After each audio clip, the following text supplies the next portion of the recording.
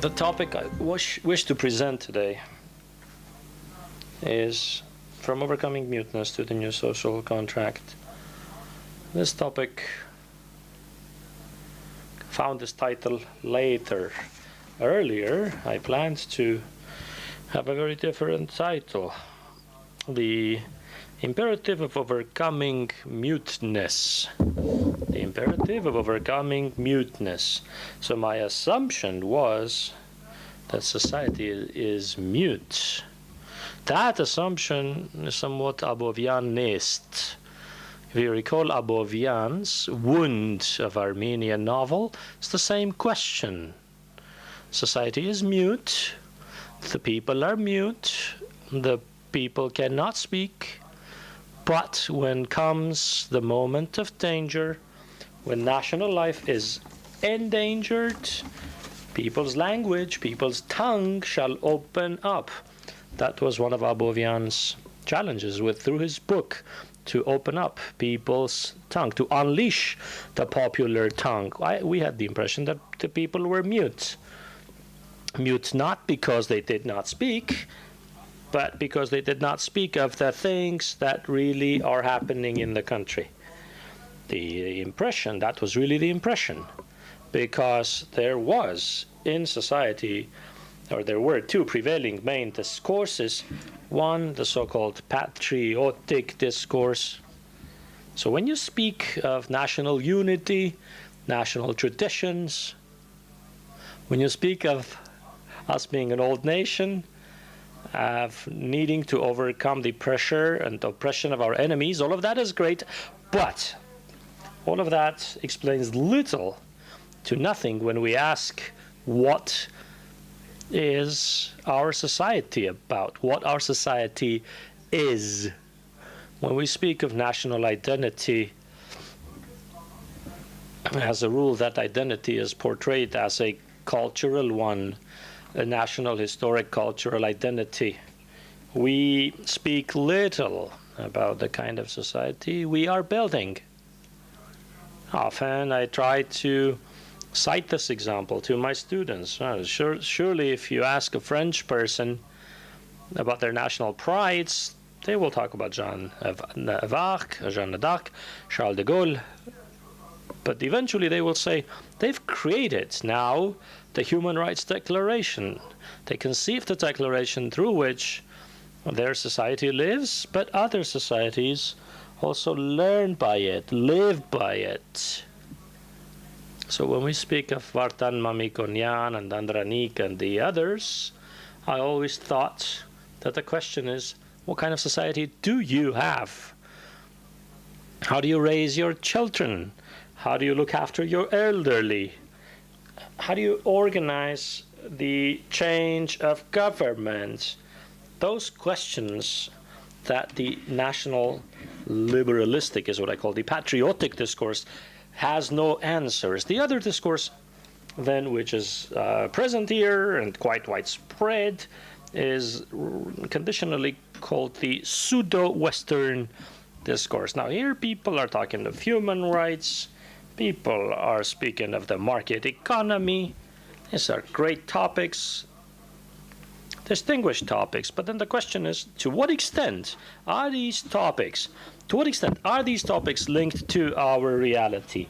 When I speak of the market economy, I must be certain that that market economy exists here. Now, the model which I'm following, is it really a market-based model, or am I just using it as a smokescreen to cover up certain things?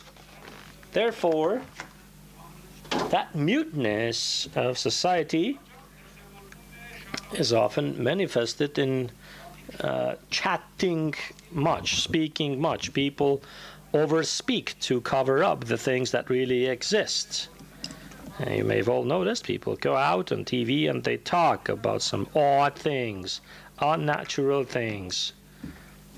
And then you think, well, this is a smart person. Why is this person saying irrelevant things, then you understand that's exactly the point, because they're a smart person. He or she's a smart person and cannot speak of what really is, therefore must speak of all sorts of things to smoke screen up what they are not speaking of, to disguise what they're not discussing. This is what we call muteness, and this is what we then try to overcome.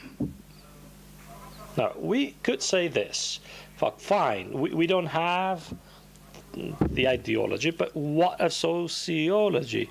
What of actual sociology, actual research? People to field research, people go to the field. I get the impression that that specific sociology doesn't explain much. It fails in explaining a lot, because inside out it is ideological, thoroughly ideological.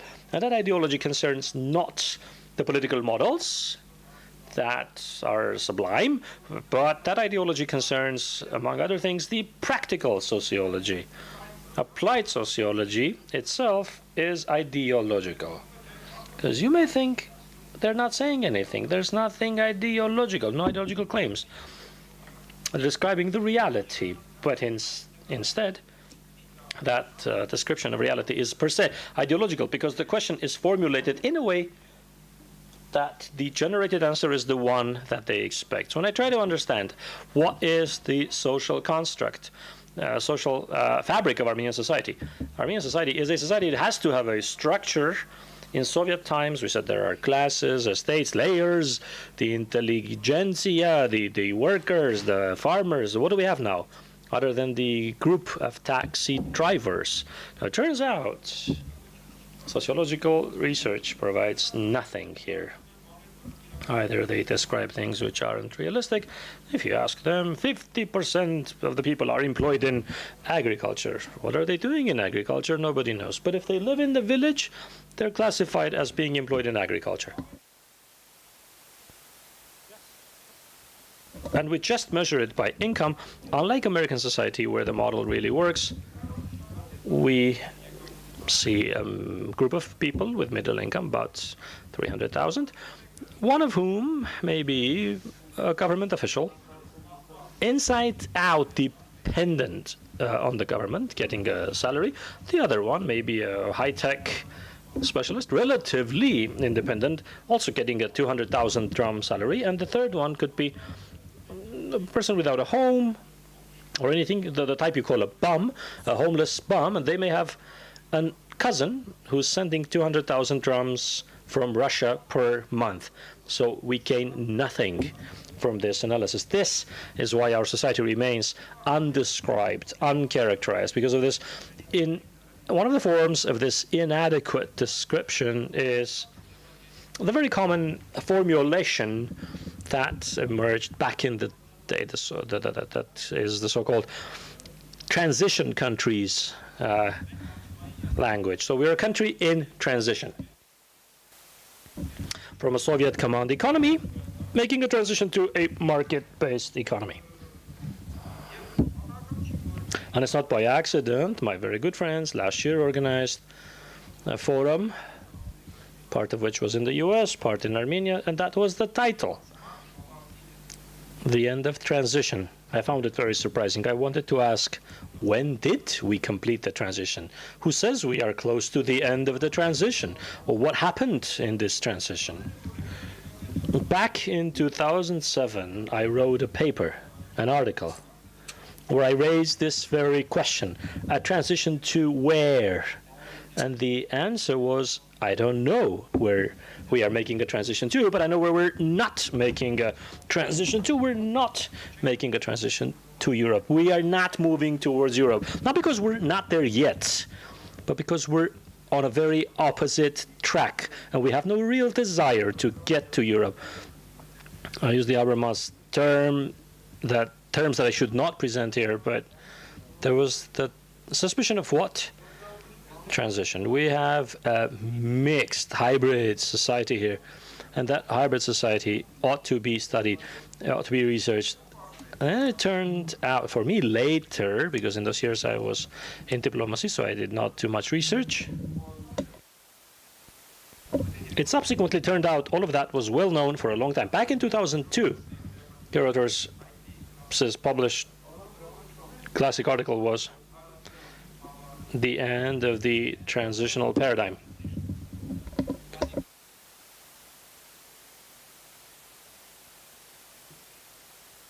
He doesn't say that the transition to a market economy ended. He said that method of us researchers is over, because we understand that post-Soviet countries need not be discussed in that sense, in that way, because they never make that transition. They're busy doing something else. So let's discuss them in other ways. There are then many other ways and forms, one of which is another interesting article in terms of the title, Beyond the Transition Paradigm.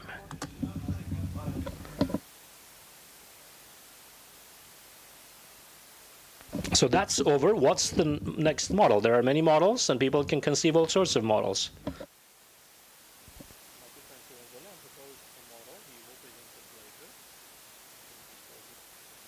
In the last forum, he said you can use all sorts of names because political analysts are also humans. They get a salary, and they need to come up with beautiful words and names. But clearly, a model has to be chosen. What is the model we use to characterize Armenia? What do we want to find here? What's hard here is that we cannot do it based on absolutely Western models. Because Western researchers, for a very good reason, are not interested in conceiving theory based on a small country. They compare different countries. They study cases, they generalize, and they come up with a forecast model that provides a panoramic view. But our situation, like any situation, is unique. And we're interested in our uniqueness, our own idiosyncratic case study. A case study where that model is to be adapted and studied and researched to see what comes out of it. I proposed something myself back in the day in a half-joking way. I called our society, in that same article that I cited, 2007, a proper society. The way the word proper is used in TV, proper tape, proper program, proper person, that's proper. Kargin is the Armenian word. A proper society is more or less what the Russians call live by the conception. There's the law, but then there's the conception, the model of conception that you live by. So I thought it would be much more helpful that we spoke of not only the Western models, but the models shaped by our direct, immediate neighbors, because they stand much closer to us. Russian reality is much closer to Armenian reality than America's or France's reality. So when you look at the models of these authors, Kordonsky's research, Naishuli, Auzan, they are often helping us more in researching our reality. So I asked Mr. Kordonsky to participate in this forum, and I'm very grateful that he agreed, and he said it's right there, and he will speak right after me and present his understanding of Russian society. I find it most exciting to follow Simon Kordonsky's analysis and Manvel Sargsyan, whom we all know. I don't know if Manvel is here yet. He'll speak tomorrow.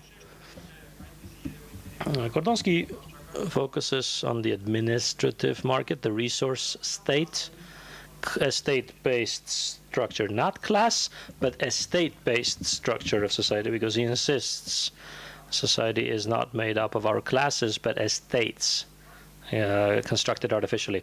The Sargsyan then focuses on the criminal oligarchic system of government in Armenia. Both, I'm very happy, will be among our keynote speakers. Here, when we raised these issues for the agenda, we were aware of the difficulty of the challenge, and that it would be almost insurmountable. How can you describe things you're not allowed to, or you're not supposed to speak about? Not because you get caught, arrested, or shot dead, you just don't speak about those things. I want to quote a very interesting expression by Mr. Kordonsky. He says, reality has mystical features. Mystical not in the sense that divine or irrational, no. In the sense that it's shadow, and you cannot speak of it. His own example, he says, I'm a sociologist, and I'm researching how this company operates. I describe the company and how its modality. 3 people sitting there, 7 people fired, 3 people jailed, the company stops operating. So when you describe the reality, it explodes. It doesn't come to words. It's the presumed but not narrated reality. So we weren't too optimistic about the success of this venture, but the optimists and the pessimists per se were criteria. They were standards. When you say, I'm an optimist, it immediately assumes that you're on the side of the government. You say, I'm a pessimist, you're in opposition. Why? You can have hope that everything is going to be fine. No, you can't have hope, because that system, that corrupt system, is a part of the system. It's a part of the wider system, and it cannot be good. So you realize this system cannot deliver any good, can't change as a matter of principle. So when you say, I'm optimistic, you're falsifying, you're rigging, maybe not consciously, but you're falsifying. We have in the room my good friend Raj Bayadian. Every time somebody said, I'm an optimist, he's really got irritated, because you can't be optimistic, he said. So this is what I wanted to say, and that's why the agenda is built according to the principle of heroic pessimism. Do the most you can. But comes the breakthrough, the program is there, everything is fine, about to start the conference, then comes the revolution. What does the revolution do? The revolution basically solves the problem we wanted to solve in theory. We wanted to show in theory that all of this is fake, that reality is quite different from what's described. You need to describe what exists. But the revolution does it in a matter of a few days. So we face a different challenge. 3 questions.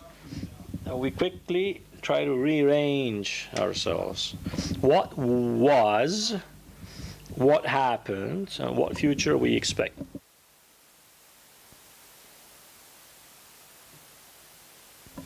I have to apologize for discussing 2 important theoretical terms. The 2 are interconnected. One is legitimacy, and the other one is the social contract. Social contract. So why is legitimacy important? Because in the last 15 to 20 years, everyone in Armenia is speaking of legitimacy. The opposition says, you're not legitimate. And the government says, no, we are legitimate. And all of this, unfortunately, is brought too close to legality. Legitimate is implying that they speak about law and the violation of law. Someone says, you're an offender, you're not legitimate. The other one says, I'm not an offender, I shall prove I didn't break the law, therefore I'm legitimate. It's a discourse of the law. But legitimacy isn't about the law, you see. Legitimacy, as a notion, isn't purely legal. It's psychological and social. It's a phenomenon that demonstrates how power is perceived in society. And if you're perceived as not good, not fit, unfit, you cannot prove that from a formal standpoint of law you did things right. I don't believe you, period. So legitimacy is about that. You're not legitimate. And that was comic in this whole revolution, where people rise up, and a group of people in the parliament are saying, let us see your program, we will discuss your program, you can prove, and we'll formally prove we're right. Well, for God's sake, we've got nothing to discuss with you, you're not legitimate. So legitimacy becomes crucial. Short of it, society does not exist, simply fails to exist. So legitimacy here ties to something very important. Society's readiness to abide the power, readiness to abide the authorities. If you accept they're legitimate, then you're ready to abide. If you don't find them legitimate, you're not ready to abide. So legitimacy ties to another important notion. That notion is in the social contract.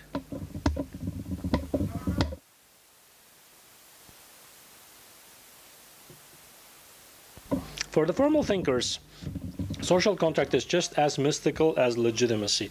They say, Locke, Rousseau, Hobbes all say that humans created a social contract. Where? When? Where did these boys come together and sign this social contract? Oh, well, sometimes that does happen. The lords forced King John, and he signed the Charter of Rights, the Bill of Rights, but not always. It's not about people coming together and signing a paper. It's about something totally different. It's about people having a certain perception of what society should be like. They have this conviction. And if society diverges, right, if it doesn't diverge, if it meets this expectation, they're ready silently, mutely to abide. As Raymond Goss calls it, tacit consent. It's the tacit, direct, silent consent. You agree? Okay, so you agree. Now, therefore, there should be that contract. But what is the contract we had in Armenia? Did we ever have such a contract? As we know, there are two types of contracts. Horizontal, which are the most optimal, and Locke says it, and Rousseau says it. And there can be vertical ones. Not a contract within the people, but a contract between the people and the leader. And that means that the leader then has an authoritarian approach, governs people from the top. But the contract is, I give you something, I take something from you. I take from you the political freedoms, and in return, I'll give you something. I'll give you something in return. What is that you have to give to me? Alexander Rozan, when he discussed the situation in Russia, said two things, as a rule, were proposed under a vertical contract. First, the immunity of property. I guarantee that your property shall be untouched, immune. That fell apart after the Yukos case. And the second, social guarantees. From the top, I give you social guarantees. The poor, the pensioners, according to Mr. Auzan, this fell apart when the social privileges in Russia were monetized. There's a third one, but we'll discuss it later. When we speak of Armenia, we assume Armenia, more or less in the same situation, therefore it should have had that vertical contract. Or what was the contract to guarantee? Perhaps three expectations. One, certain social guarantees. Another, immunity of property. And thirdly, and very importantly for us, a country at war, national security. Security in war matters. The question comes up, to what extent are these three guaranteed in Armenia? Without dwelling upon this too much, as I don't have much time, Mr. Manvel Sargsyan carried out brilliant analysis, and I hope that tomorrow, when he speaks, he will allude to it. There are parts that I will just post on the website that you can read where he showed that an interesting thing happened in Armenia. He thinks it's the only post-Soviet country, and maybe it is, in which authoritarianism has been overcome. Armenia stopped being authoritarian. All the others remain authoritarian. Armenia isn't. Why? Because according to Pavel Sargsyan, when the presidential power was weakened in 2003 under Robert Kocharyan, the weakening of authoritarianism meant some internal agreements among the oligarchic groups about ways of distributing the leverages and the economic spheres and the political influence. The president was left only with coordinating and the role of coordinating these circumstances. Such a model, which is the criminal oligarchic model, no longer is authoritarian. It's not a top-down one. So they needed to have given these guarantees. And Pavel Sargsyan then concludes that the presentation of these guarantees was a specific point in time. In 2003, on the 11th of June, when the coalition government memorandum was signed, there was a distribution. This is for you, and that's for you, and this is for me.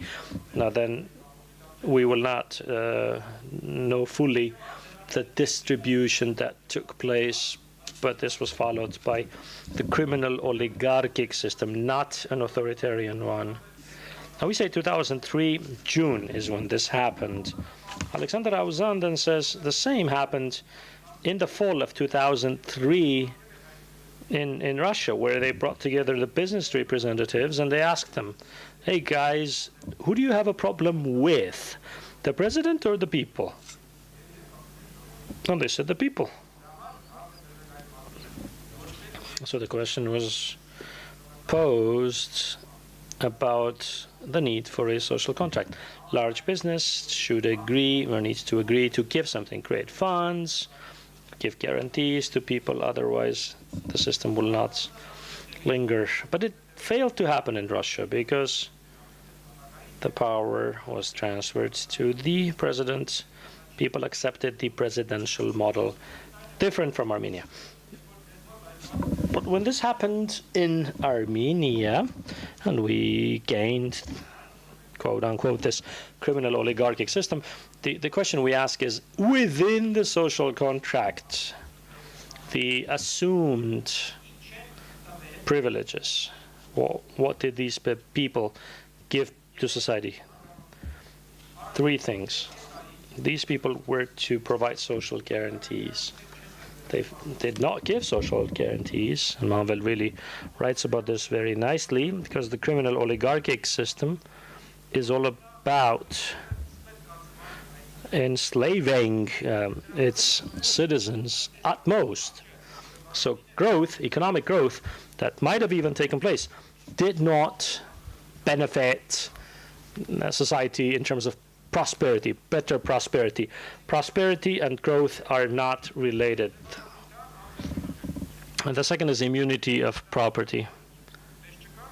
We know there's no immunity of property because property constantly got reallocated by force, by power, taken from one, given to the other. So that guarantee is lacking. A third potential guarantee would have been national security, but in the 4-day war, that evaporated,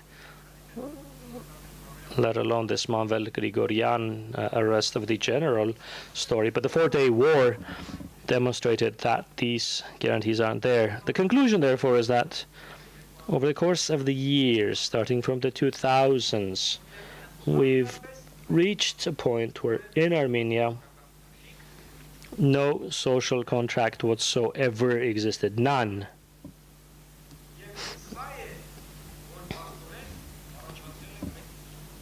Which is what created the protest. If we link legitimacy to the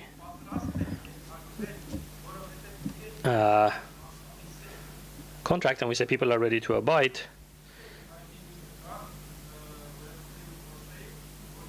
There's the famous book, Freedom for Sale, which is about how we earned money and sold our freedom. People can sell their freedom because they earn money, they get security, but you're getting nothing. That's what leads to the victory of the revolution. Because of the network campaign, which visibly demonstrated the truth that was long known in society. In the absence of a social contract, the vast majority of the Armenian population did not see any argument for abiding the incumbent regime. See, the interesting thing is not about you violating or breaking the law, it's about you not believing the law from within, not believing those under the law and not believing those above the law. Weber says something really nice here. He says, legitimacy is the adoption of the law. It has nothing to do with the violation. The thief who violates law, but he accepts that there's a law. He tries to avoid getting caught. The law is there. The law is legitimate. But what happened in Armenia wasn't that you were lied to. You weren't. They are telling you something. They know you don't believe it, and they don't have a problem. They don't care that you don't believe it, and you know that they don't believe, and you know that you don't believe. So it's all conditionality. Nothing works. Happens this, what Weber calls organized boycott. He says there are two ways of struggling against this illegitimacy. One is if you're in the public domain, it's the boycott, and the other, if you're in the legal domain, it's pressure. Force structures. Anything in the interim is the organized boycott. All of society boycotting the government that claims to rule and wishes to deliver nothing. Why was force not used? I can't answer that question. Mr. Earlion asked that question. Why was force not used? Many of us ask this question. Why did they not kill Nicole, to be blunt? Lauzan has this nice explanation. He says, why is force often not used? Because he says, it means you have to move to totalitarian government. Totalitarian government is hard, it's expensive, it's tough, it's complicated. You need a huge repressive machine, you need a strong machine, you need a large machine. The borders need to be closed. And if it's controlled from one place, it's possible, but in an oligarchic system where everyone is chasing their interests, who's going to control it? Who's going to manage it? So that's not too acceptable. So the final question I wish to pose here, as I feel I'm out of time, is as follows. Ways of reconstructing the social contract. Stepan said we can feel enthusiastic and happy about the fight against corruption and about trying to get everyone back under the law, and that's the first example. But the next question is, for what? For what to happen? What is it happening for? If we want the government to remain legitimate for a long time, and if we want it to be not only because of the charismatic legitimacy of the leader, but a truly rule of law-based legitimacy, the question we ask is what type of social contract we want to have in Armenia.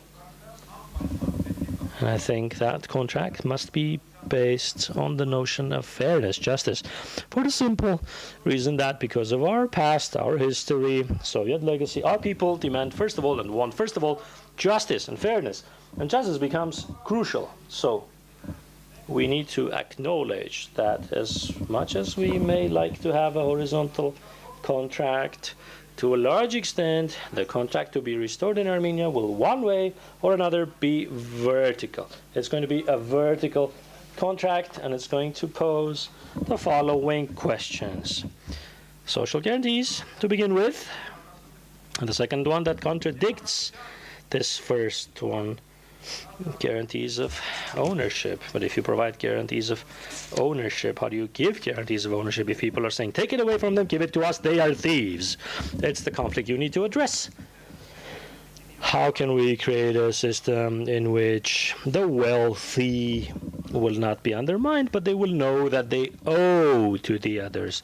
And that's the toughest system. And thirdly, safeguard military protection. To conclude this speech, I want to recall an anecdote from the 1988 movement. At the Mergelian Institute, a party worker went into the Mathematics Institute, started to make speeches. Someone came up and said, you know what? You no longer speak to us like that. I don't know how you're going to speak to us from now on. It's your problem. Go figure it out. But this way, never again talk to us like this. We are different today. That difference wasn't maintained fully. But today I would very much like no longer to be spoken to in that way. And it's up to us. It's contingent upon us. Thank you.